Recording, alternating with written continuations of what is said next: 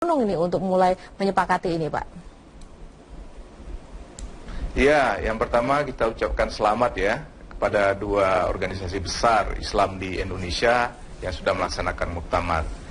Saya kira memang kan pernyataan yang dikeluarkan oleh dua lembaga besar ini kan bukan serta-merta dan tiba-tiba, tapi ini kan melihat kondisi keadaan Indonesia hari ini yang carut marut dalam pemberantasan korupsi ya, dan kemudian juga upaya-upaya korupsi ini terus dilakukan gitu ya.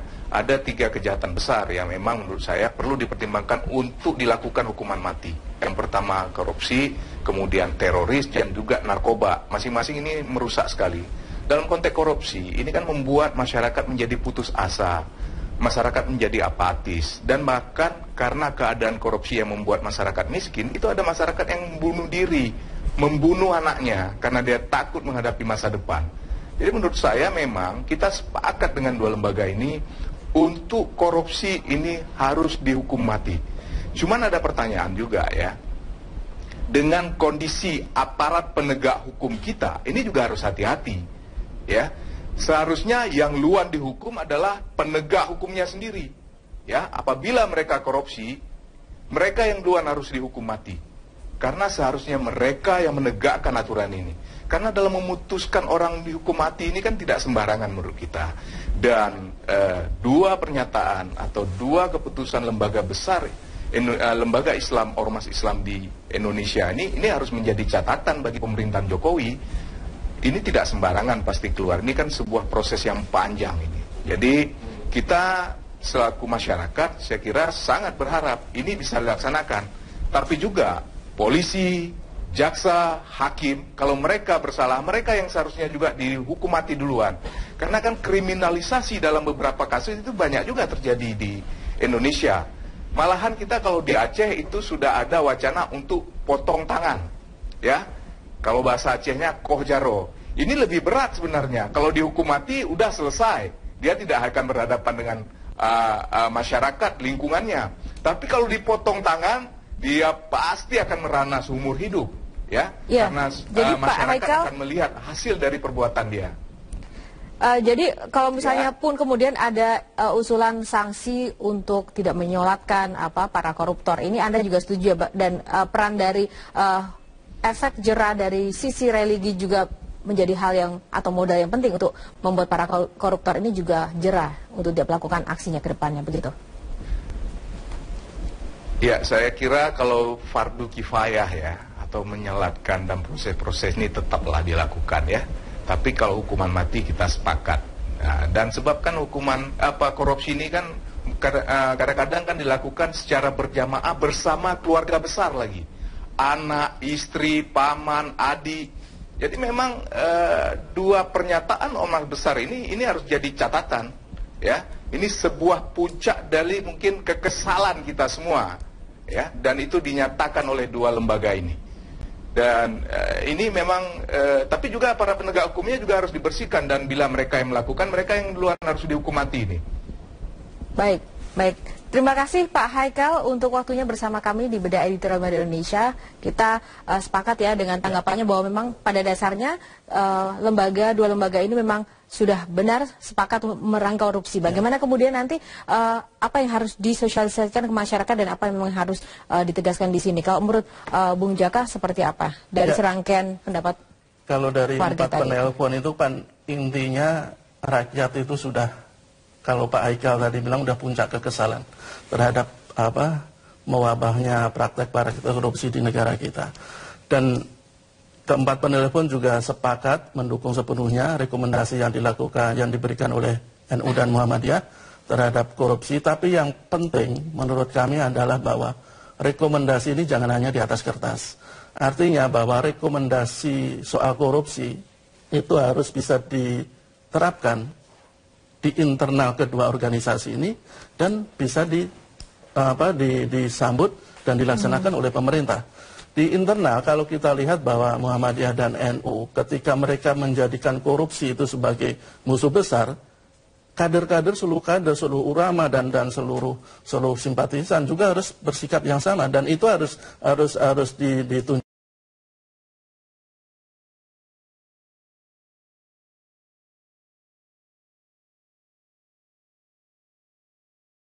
bahwa pengelola itu sama sekali tidak boleh korupsi. Itu harus menunjukkan dari dalam. Begitu juga NU. NU itu kan banyak kader-kadernya yang menduduki jabatan-jabatan tertentu.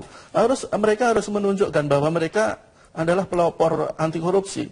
Mereka harus memperlihatkan kepada publik, kepada umat bahwa korupsi itu benar-benar harus dijauhi, tidak boleh sedikit pun tidak boleh diakrabi.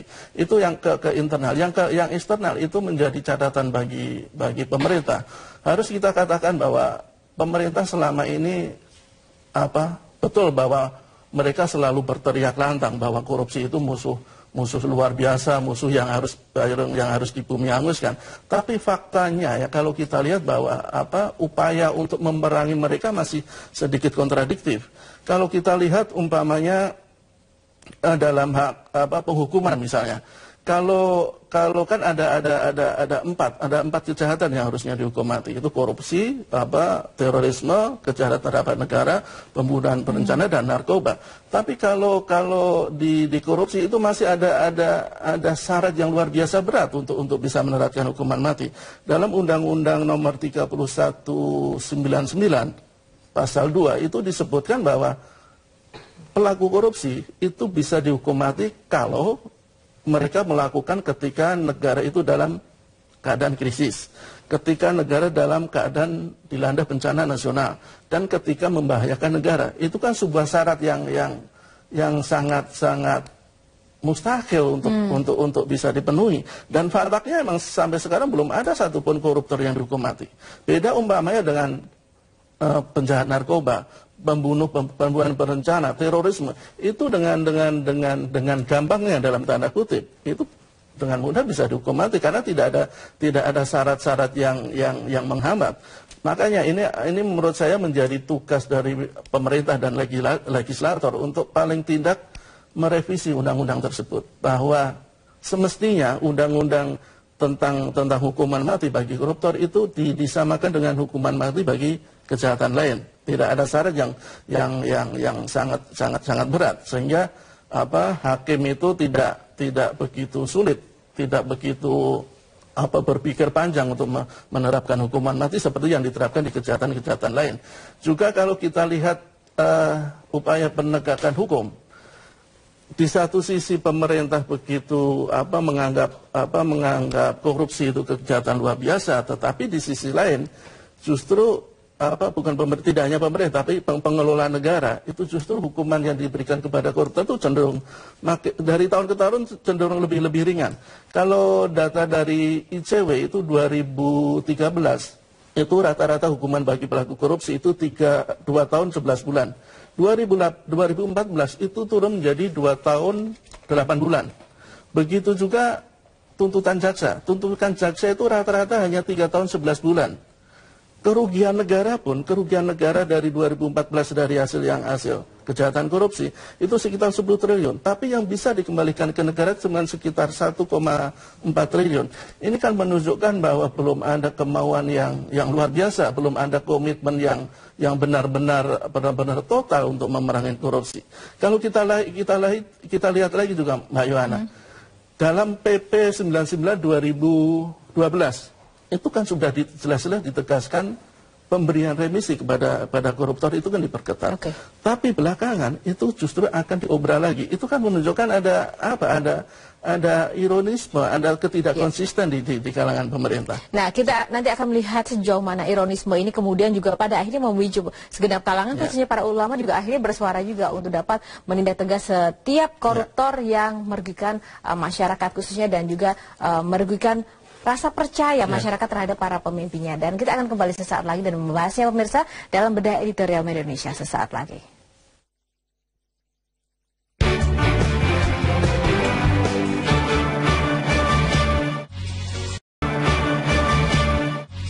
Jika Anda untuk terlibat pemirsa untuk bersuara terkait dengan bagaimana kemudian Anda juga bersikap untuk memerangi korupsi di negeri ini. Sudah ada Bung Jaka.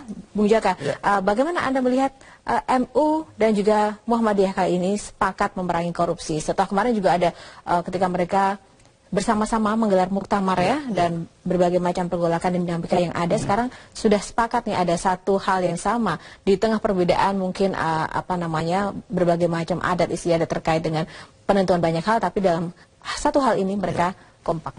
Ya, sebenarnya kan rekomendasi soal korupsi, bagaimana negara ini harus menyikapi korupsi itu kan sebenarnya cuma salah satu dari sekian banyak rekomendasi yang dihasilkan oleh Muhammadiyah dan NU.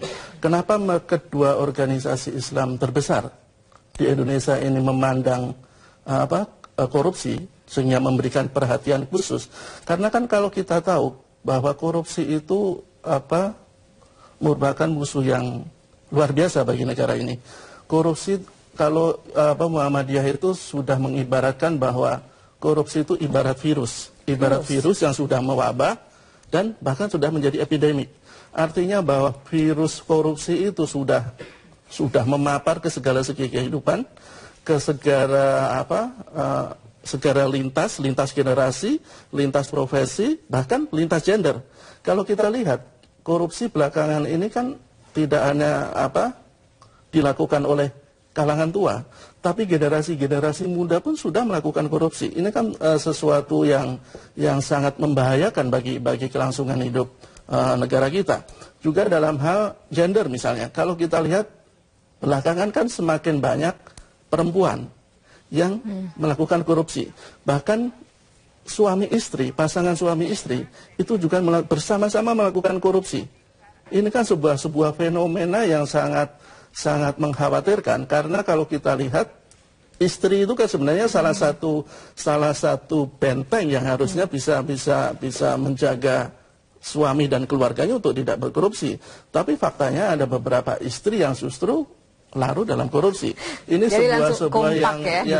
sebuah hal yang sangat mengkhawatirkan, dan kami sangat mendukung kalau akhirnya NU dan Muhammadiyah memberikan porsi khusus, mendapatkan perhatian khusus terhadap korupsi ini. Kalau kita lihat NU misalnya, itu merekomendasikan bahwa sudah selayaknya hukuman mati itu diterapkan untuk mereka yang melakukan korupsi.